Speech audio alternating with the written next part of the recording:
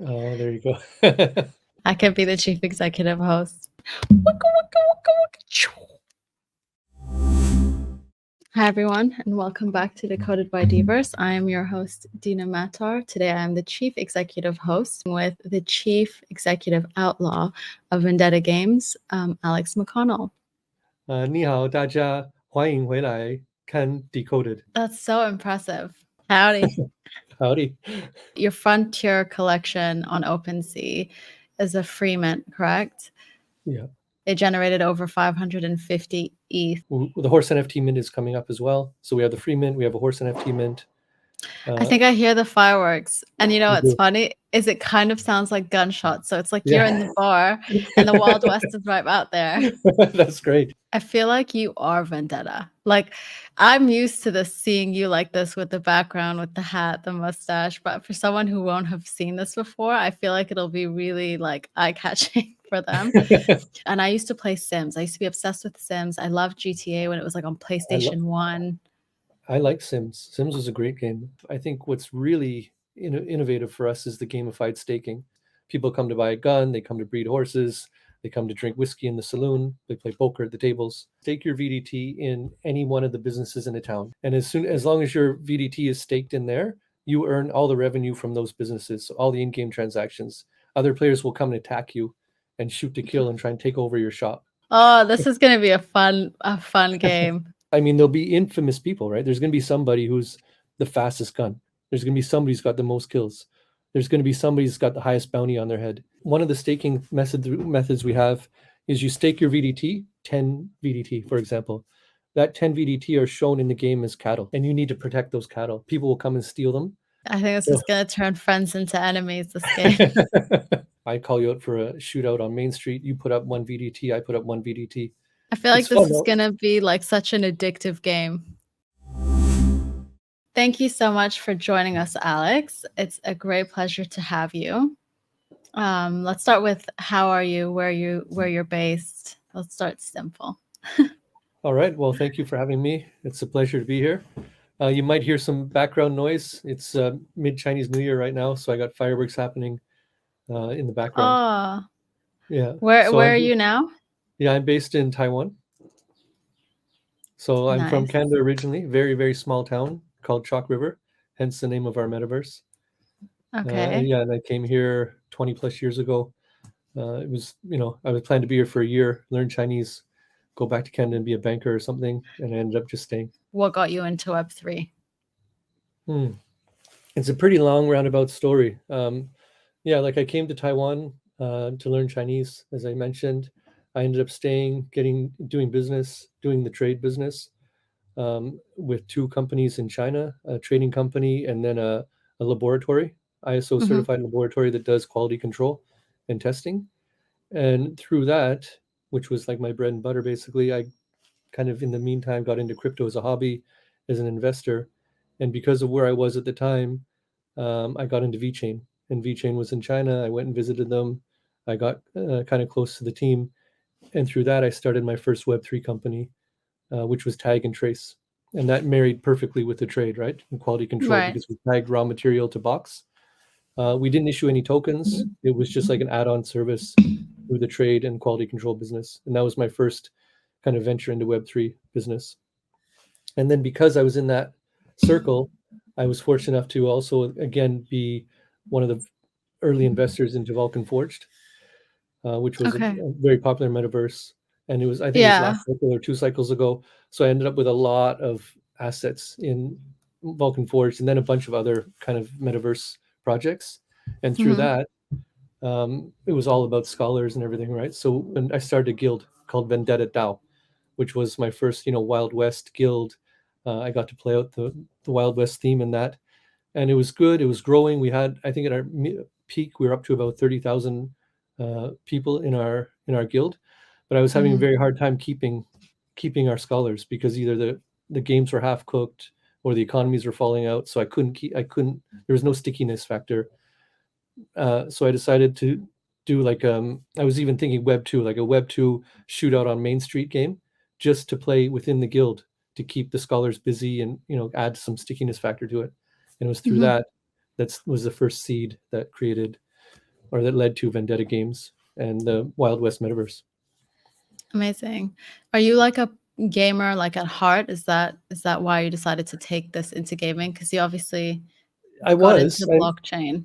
yeah, I mean, I was a gamer as a kid and growing up. Obviously, when you're with your businesses and a kid and wives, or a wife and kids, I got that the wrong way around. Um, Don't yeah, I let her don't. see this. Yeah, I don't have much time for gaming. But yeah, I'm a gamer at heart, and that's why actually I like the last cycle with all these metaverses because I kind of could get back into that. And now, Ama- and when I had the chance to do the shoot on Main Street, it was really a chance to build a game I wanted to play. Like I could do whatever I wanted, right? So I could build my own game, and that's what Vendetta is now. I mean, it's a passion project where I can just build whatever I want. I feel like you are Vendetta. Like I'm used to this seeing you like this with the background, with the hat, the mustache. But for someone who won't have seen this before, I feel like it'll be really like eye-catching for them. Well, it's become like my passion project. Like, I don't do anything else now. I've got management in place in the companies I was with, so now I'm just focused only on Vendetta, and I get a chance. It's a chance for me to live out like my childhood fantasy. Like I have a 23-year-old son named Wyatt. And that's because I've been into the Wild West theme since I was a kid. Like my firstborn son's name is Wyatt, right? So now I have a chance to build out this whole Wild West metaverse, an excuse to wear a cowboy hat, dress up like a cowboy whenever I Wait, want. let me join you. Oh, nice. There you go. Could do it like this. I could be like a DJ, cowboy Yeah. DJ. As a passionate gamer, I guess maybe you can tell us about the Red Dead Redemption styled Web3 free to play Wild West themed game. There So you go. That's good. I'm That not was a going to try that mouthful. again. Yeah. About like your passion and like, let's call it a low key obsession with the Wild West. Yeah. Yeah. Well, it is a low-key obsession. Well, I've come at it from three ways, right? Because first of all, Red is an amazing game. I mean, it's Wild West. That's the epitome of a Wild West game. Got the theme, you got the vast, expansive frontier behind you, right? This beautiful metaverse. I've come at it from the point of I've been an investor, so I know that people want to buy something, park it there, and just retire off the residual income. So that kind of seed is there, and that is part of the game. I know that there are hardcore gamers that want to buy it and also want to play it, and then I know there's scholars, right? There's people that want to kind of and somehow play to earn without ruining the economy. So I mean that's kind of the benefit of being the third cycle now of metaverses, or at least the second cycle. We can learn Mhm. from the issues that happened, or the economies that didn't work. So within that, we've got the metaverse, which is this expansive Wild West frontier with all these little towns, and this just vast plains, right? I mean, anything to do with Wild West and cowboy movies is slow panning over that beautiful landscape. So that's definitely a part of it, the beauty of it. Mhm. Uh, and in that Wild West metaverse, you can socialize, you can call people out for risk-fi games, so you can shoot out on Main Street, you can race your horses, you can defend towns, attack towns. So is how close would you say it is to um Red Dead Redemption? Because that's obviously a very popular game for gamers. So Well, it's not. I think it's more than Red Dead, right? I mean, I'm going to say more in the term of functionality. Obviously, it's not as. I mean, Red Dead was a multi-billion-dollar game and took like 10 years to build, right? So I yeah, mean, yeah. but we've got all of that. We've got the storyline chapters, but we've also got what Red Dead doesn't have, right? Which is the Web3 function of it. So we have Right. the risk fi, where I call you out for a shootout on Main Street. You put up one VDT, I put up one VDT, and the winner Mhm. takes the bulk of the pot. And then we have, I think, what's really innovative for us is the gamified staking. Okay. Maybe do So you want to tell us a little bit about that? You can go okay, into it. Yeah. yeah, this can get really long. Either you're going to enjoy it or it's going to be like, oh, okay. But I mean, for me, I think it's awesome. So for the gamified staking, basically you stake your VDT in any one of the businesses in a town. Could be the gun shop, the saloon, the stables where you breed horses, right? And as long as your VDT is staked in there, you earn all the revenue from those businesses, so all the in-game transactions. People come to buy a gun, they come to breed horses, they come to drink whiskey in the saloon, they play poker at the tables. You're earning that revenue, right? So it's like just passive income for someone. It's passive income for someone who's staked, right, and we're not devaluating the token. It's money that's being spent that you're earning. And then there's like a cooldown period. During that cooldown period, other players will come and attack you and shoot to kill and try and take over your shop. But where it gets interesting is if you win. If you win, you have the option to stake more VDT, which means you can upgrade the shop to have better items, more expensive items, more services. But now not only do you need more VDT, but you need more people to protect the shop. So that could be you and your friend, could be an NPC, guilds that will stake out like every business in a town. So as they upgrade those businesses, they're actually upgrading the entire town. And as you upgrade the town, the hotel can come in, the bank will come in, eventually the train will run through your town. So it's kind of like, you're building the Wild West as it did, back in the day. We have the Metaverse, which has like the single and multiplayer chapter quests per character. So we have different NFT characters and free-to-play characters, and you can follow their storyline, right? And then we have these 7 side games that kind of attach. You can enter them through the Metaverse. So it would be like a shootout on Main Street, Cowboys versus Zombies, horse racing, defend the town. So like you get three or four people defending a town against a gang of 5 or 10. And every classic cowboy movie scenario you can imagine, we've got these 7 side games to fill it, right? So that's in the Wild West metaverse itself. Long term, I mean, we under the Vendetta banner, there's a lot of stuff we can do with that kind of Vendetta theme. You also recently announced that you guys are going to be deploying on immutable ZK EVM. Yes. Can you tell me what made you decide that? Because the thing is, I'm also just genuinely curious because I know there's a lot of different chains for games. So I want to know, as the founder, like what pushed you towards that integration? Is their passport, right? So their wallet passport, which it just makes it's a no-brainer.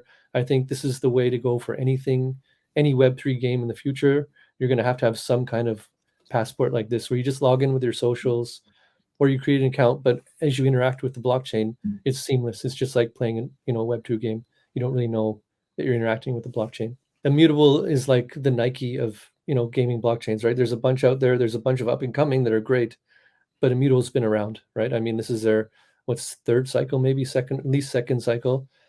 They've got they've got their own gaming studios. They've got a bunch of really high-end games on there. So you mentioned, like, obviously you have Chalk River, and within Chalk River you have, because this is your flagship now, so you're building quite a lot around it. Yeah. Do you have what other games would you have lined up after? Yeah, do you have anything in mind? Definitely. I mean, this is a dream, right? So we can do the Cowboys. Of course, we can do Pirates, right? Pirates under the theme of Vendetta is also awesome. So we can have a similar cool pirate theme thing going. And then, being that I'm here in Taiwan and in Asia, there's a story that I love. It's the Three Kingdoms story, which is like a historical. And for me, these guys are basically cowboys. They're just Chinese cowboys, right? I mean, it's a different scene, but the thought, the whole thing behind it, even the environment, right? They're creating a new country. There's different governments that are warring. It's the same thing. It's just in a different setting. So I'm super keen to do this Three Kingdoms. Okay. I was about to ask, I think you've told us this story before. Which, the Three Kingdoms one? The Three Kingdoms. I think I've heard it. You've told us for sure. Maybe. Remember. Yeah. I mean, it's very famous. In Asia, like 1 out of 10 games is a Three Kingdoms game, by the way. Really? There's Web2 games, there's mobile games, there's Mahjong themed games that are, it's deeply it's as ingrained as you can imagine, like the Wild West being in North America. The Three Kingdoms is ingrained in the culture here. Wow. Your Frontier collection on OpenSea is a free mint, correct? Yeah. It generated over 550 ETH in secondary market. Congratulations on that. It was a pleasant surprise. Even OpenSea actually, we've been taken off OpenSea because it's connected to a VDT token, and it's against their terms of service. But you were trending on Blur for a long time. We were trending on OpenSea. We trended 3 times on OpenSea before they took us down. We're on Blur, we're on Rarity, Looks Rare, everywhere but OpenSea. But yeah, it was a pleasant surprise. I mean, it's the first time I've never participated in a free mint myself. Hmm. And so I didn't really know what to expect. But I was shocked at how useful free mints are for I mean, building first, up. and it was a small mint as well, 888, right? So Yes, it was tiny. 888, auspicious number. mhm. So that's why we chose it. Angel And numbers as well. yeah, so yeah, that's why we chose that number. And yeah, I mean, it's helped us to not only get the brand awareness out there, but really build a strong core community, which is more than I expected of it. That's really And good to it's a hear. gift that keeps on giving. I mean, we're now planning another free mint that's happening now Hmm. that correlates with this. So I mean, if you have a Frontier Pass, not only are you collecting VDT as I mentioned, but you also get the other free mint. So I mean, it's one of these Oh, things that's just wow. going to keep on coming. I hope the listeners are really paying attention here. Well, where do you see Vendetta Games? I'd say, I guess this will be more like a two-part question. Like in this next bull run, where do you see it going? Like the ecosystem, including like Chalk River, any future games? Because I don't know maybe what timelines we might have. Because I know these are pirates, and the Three Kingdoms are like within your future plans. Yeah, those are So, future. so then let's say so in this bull run, and then over the next 3 years, I think this bull run is going to be, well, it's definitely going to be all about Vendetta, the Cowboy metaverse, right? 100%. Chalk River. Over the year, I mean, we had the game in open alpha already in January 2023 till August 2023. We're reopening it now, right after the Hmm. TGE. So that'll be alpha/beta, and by the end of the year, expect to have it in a good playing form, good beta Yeah. form, and have the 7 side games done. So over this bull market, to really have it flushed out, right, and complete a really good solid game. And then the next bear market, we'll start building probably the Three Kingdoms. I would prefer the Three Kingdoms before the Pirates, but Hmm. that'll be the next bear market project. Oh, sounding a little next bear market. It's going to come at some point, right? I mean, I know, it but we're always just comes. getting to the good part. We Yeah. don't need to think about the negatives. Yeah, it always comes. But I mean, it's going to take another year at least to get Vendetta really, crisp and perfect, right? Yeah. There's a lot that's going on with the gamified staking, with the breeding, right? We have horses. You can breed horses. There's a whole economy around that. Horses Oh, have a life cycle. So, I mean, the horses you breed have X number of in-game hours before they expire, basically. And then you can you mean either, before they die? yeah, but You're before they killing die, horses? you have to choose to either burn it for an elixir, and that elixir like kind of Oh, okay. resets their time of another horse, or you buy that elixir from somebody and you restart the life cycle of that horse. This kind of Wow. controls the population. Otherwise, you have endless. If you have breeding, you're just gonna have endless horses, right? What a And it's dream. more realistic. I mean, even the breeding, there's like breeding. You can only breed so many horses per horse. You can't like endlessly breed. So you're making it very realistic. We're trying to. Yeah, you have to have X number of game hours before you can breed, and then only until it's so old and then it can't breed anymore. Interesting. Yeah, I feel it's like this fun is though. gonna be like such an addictive game. I'll just sit there breeding my horse and trying to make sure it stays alive, get it back to life. Yeah. Well, I'm curious what's going to happen because as they expire, right, you have the choice. Either you burn it for the elixir to revive another horse, so you sell that elixir, or you have to find somebody who's going to sell you that elixir. So I don't know if the elixir is going to be super expensive. I mean, it's going to be the market's going to kind of It's define it, gonna right? be depending on the gamers, right? On the Yeah, people how playing. how many people want to recycle their horse for a elixir or not? It'll be someone like me who will be like, Buying up a I bunch of need it. elixirs.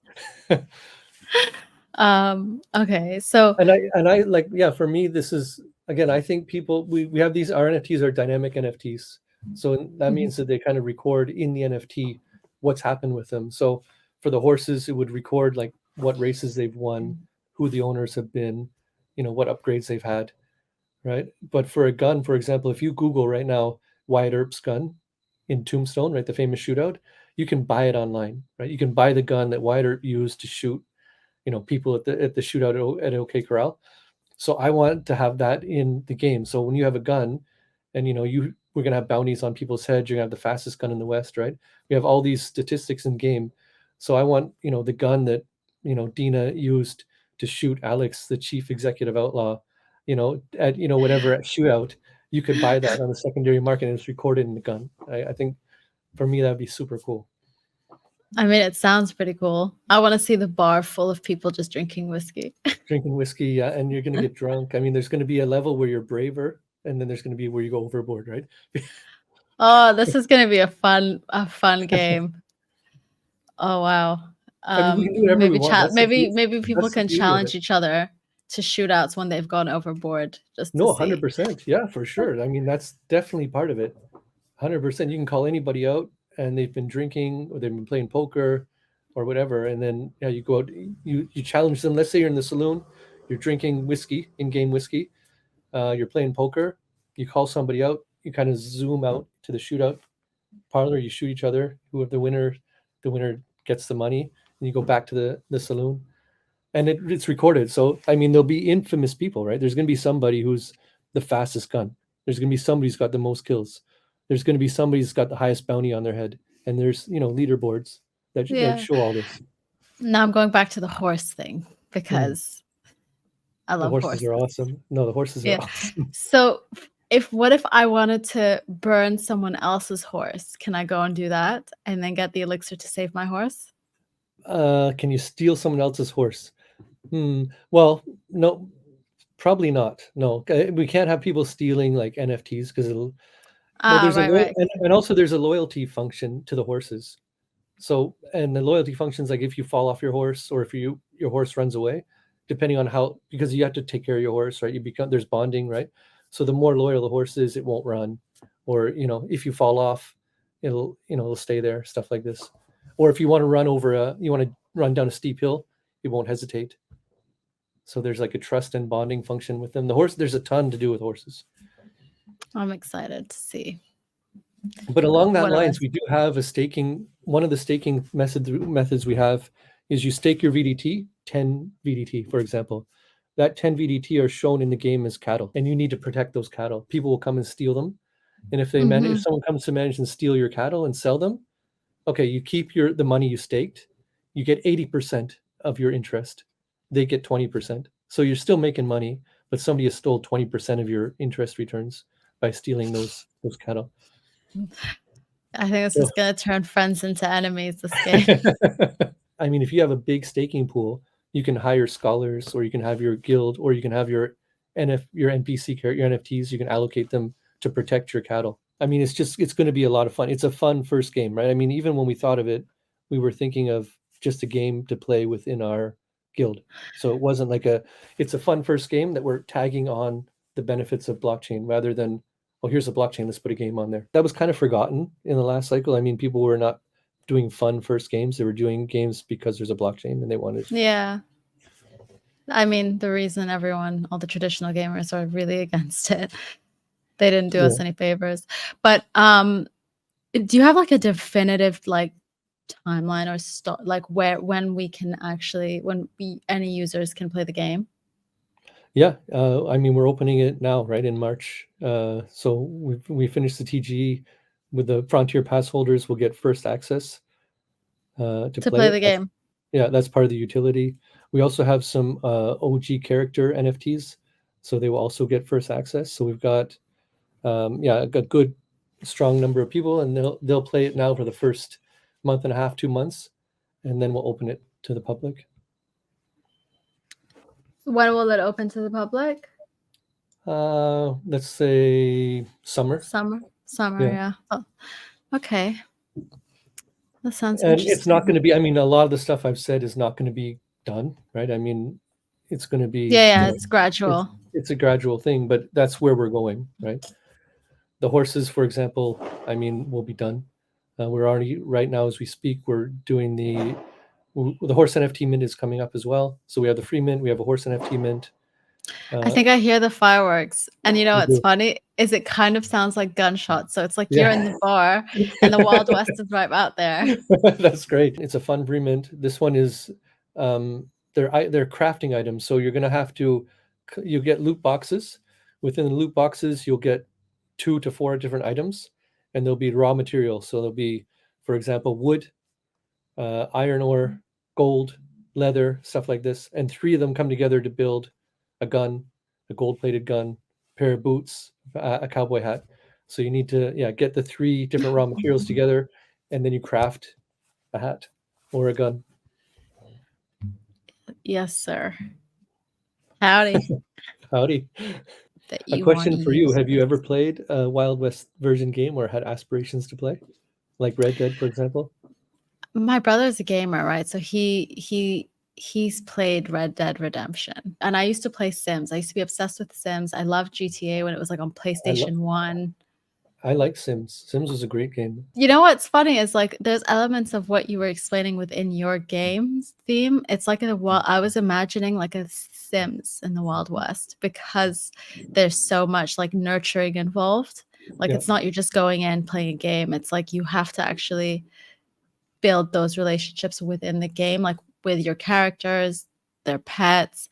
I thought of Sims. And I'm Yeah. like, am I just always making myself think of Sims or No, is no, there an no. element? There's elements of that in there. I mean, it's again, all the games that I played, I'm trying. I mean, you can just take the good parts and put them in there, right? The one question I get asked a lot is, why are you doing this on Web3, not Web2? Or, one of the things I like about Web3 is the people, right? I mean, there's so many different people from all over the world that you have such close access to that you wouldn't Yeah. really meet elsewhere. And when we have brainstorming sessions, like for the horses, for example, Mhm. you get 5 or 6 people throwing out ideas, and it's just the amount of different ideas that I would have never come up with that somebody throws out there, and that just grows into what we have now for these horses, for example, is so much fun. I can see that. Yeah. Next time Yeah. we have a brainstorming session of adding something, we'll bring you in and just Yes, throw out your I'll be ideas. there. I will. I want to be able to steal someone else's horse to revive mine. I like that idea. I got to think of how we can do it in a way that doesn't piss people off from stealing their NFTs. I mean, even the dying one, like even the dying is a bit of a like. So the NFTs you buy, like the Genesis horses, don't die. They're infinite, right? They have an infinite lifespan. You have to refresh their breeding cycle, but they have an infinite lifespan. Only the offspring can die. So then it's kind of more Ah, fair, right? That's a little more fair. So, but you could have like offspring and offspring, like three generations down before they die, because they don't die right away, right? They have a life cycle, and then they might be revised, but those eventually can all die off. interesting. Wow. I want to do it somehow with characters. I don't know how to do it yet, but have character lifestyles. Because again, one of the issues is you get too many NFTs at some point. There's too many peak characters. There's Yeah, too many yeah. guns. There's too many horses, right? So I mean, your weapon, any utility item, also could have a life cycle, a number of gaming hours, right? And then you got to repair your Fair. gun or you burn it. Yeah, that would make sense. I'll be on the next meeting. Okay. Amazing. Thank you so much for joining us, Alex. It Thank you, was Dina. it was very fun. For everyone who wants to learn more about Vendetta Games, please click the link in the description below. Get to know the chief executive outlaw over here, Alex McConnell. Hi, everyone. Thanks so much for watching. As always, what I hate to say, but have to, please like, comment, and subscribe. Thank you very much. Masalema. Au revoir. Hasta luego. I need to learn some new languages to say sayonara. And ciao.